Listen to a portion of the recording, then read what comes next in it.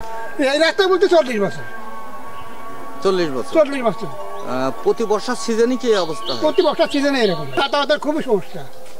বর্তমান সরকার তো আমাদের দাবি, যাতে আমাদের রাস্তা হয়, এইটাই একটু দাবি, যাতে আমরা চলাফেরা করতে পারি ভালোভাবে।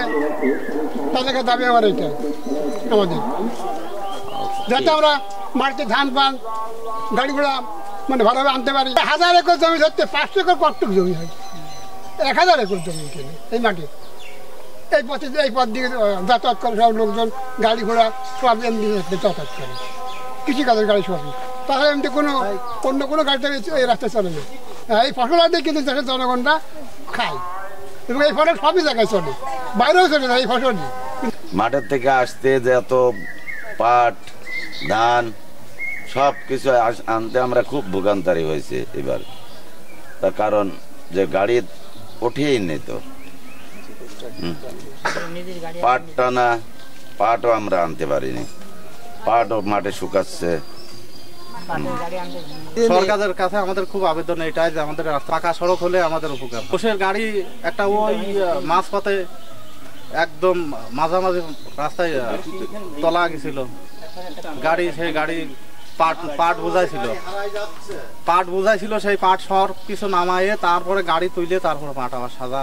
এলাকাবাসীর পক্ষ থেকে বলতে চাই, জোরালোভাবে আমাদের প্রশাসনের দৃষ্টি আকর্ষণ করে বলবো, এই মাঠ থেকে অনেক খেতে খামারিরা মাঠে চাষ কাম করে 2 রাস্তার সাইড দিয়ে কিছু না হলেও অন্তত 400 একর জমি আছে।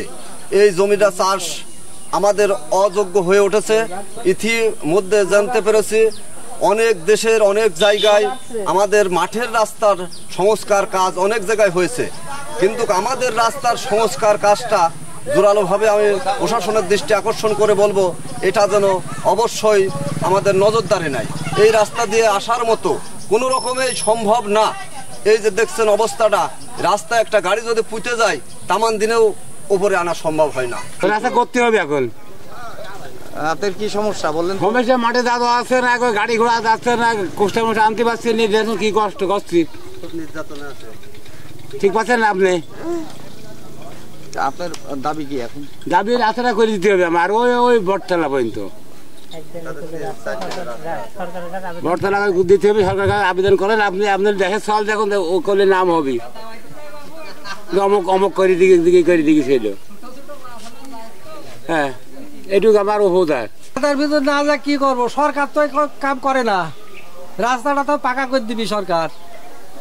কত কিলোমিটার রাস্তা আছে এটা? তাও তো 2.5 কিলো 3 কিলোমিটার। তো এর আগে কি কোনো কাজ হয়েছিল? ওই সংস্কার যে মাটি ইয়ের কাজ হয়েছিল, সব সময়। আপনারা কি এই মুহূর্তে পাকা চাচ্ছেন? পাকাই তো দরকার আমারে, পাকা না হলে তো চলবো ফেরো কি করি, তো গাড়ি যাবো না কোন জাতি গেলি। গাড়ি গেলে আমরা তুলে দেবো না, সমস্যা নেই। না আপনার তুলে দিতে হচ্ছে না, আমার তো জায়গা পর্যন্ত পৌঁছানোর দরকার। আমি একজন হকার, গ্রামে অনেক রকম আইটেম জিনিস বিক্রি করি, কিন্তু অনেক জায়গায় কাদা থাকা অবস্থায় অনেক বাড়িতে যাইতে পারি না এবং বেচা কেনা করতে পারি না। পিছনে আমার ব্যানের পিছনে অনেক কাদা, ব্যানের পিছনে অনেক বাড়ি আছে, এই কারণে আমি ওখানে বেচা কেনা করতে পারলাম না, প্লাস আমি ব্যান রেখে কাদাতে ওখানে যাইতে পারলাম না। ধরেন যে অনেকটাই আমার ভোগান্তিতে পড়েছি। যদি এই রোডটা যদি আমাদের সরকার করে দিত না, আমরা ব্যান নিয়ে চলাচল করতে পারতাম না, এটা বেচা কেনাটাও আমরা শান্তিপূর্ণভাবে করতে পারতাম না। আমি ওই বটতলা মাঠের থেকে চারা তুলে 4 কিলো ঘুরে বাইলিপাড়ার ভিতর দিয়ে এখন বাড়ি যেতে হচ্ছে। এই রাস্তার মাথায় চারা তুললাম আর ঘুরে আসলাম। প্রশাসনের কায়দায় যেন রাস্তাটা হয়। 2 পাশ দিয়ে যে যত জমি আছে সব মাঠের জমির ফসল এই রাস্তায় আসে, অতএব এই রাস্তাটা আমাদের খুবই জরুরি এলাকাবাসীর জন্য। শুধু আমরা না, ভবানপুরীর সাইডের লোক এই সাইড দিয়ে যায়, ভবানপুরি থেকেও ফসল নিয়ে এই পাশে সোনাডাঙ্গির কিছু জমি এই মাঠে আছে, ওরাও এই দিক দিয়ে যায়। এই জন্য আমরা চাচ্ছি যে এই রাস্তাটা পাকা হোক, সরকারের কাছে আমাদের এটাই আবেদন। 3 সিজনে যা মাল মাটি মানে ফসল আদি হয় এই রাস্তা দিয়ে ওঠে।